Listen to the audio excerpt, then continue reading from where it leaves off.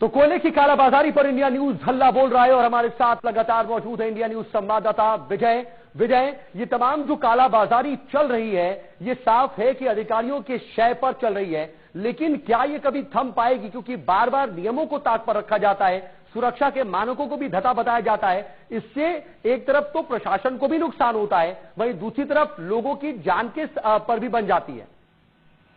देखिए सोन, मैं आपको बताना चाहूंगा, जो इंडिया न्यूज लगातार ये मालिकपुर खदान ऐसी चली खदान है, यहाँ पे इससे पहले भी ठेकेदार को फायदा पहुंचाने के लिए उनकी मिट्टी को फेंकने की जगह नहीं थी, तो सैकड़ों पेड़ों की कटाई करा दी जाती है।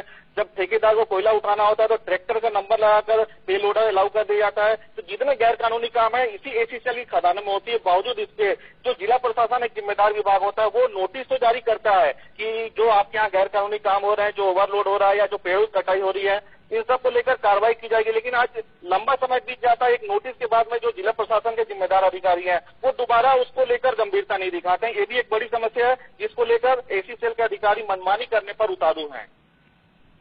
ठीक है, लेकिन इसका हल क्या है? क्योंकि देखिए बार बार यही होता है कि मनमानी जारी है और आज से नहीं कई महीनों से भी हम देख रहे हैं लगातार ये मनमानी जारी है, लेकिन अधिकारी इस पर कोई एक्शन नहीं लेते। तो फिर आखिर क्या ये मनमानी जारी रहेगी, हम ये समझे?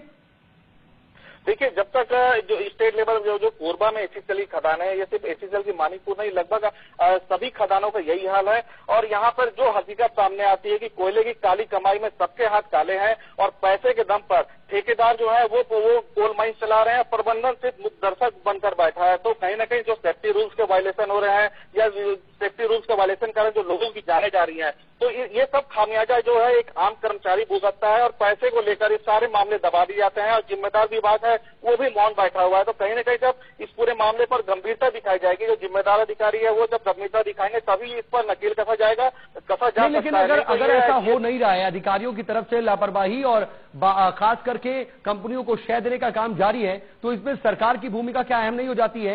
क्या जो जनप्रतिनिधि हैं उनकी तरफ से कोई पहल नहीं होनी चाहिए?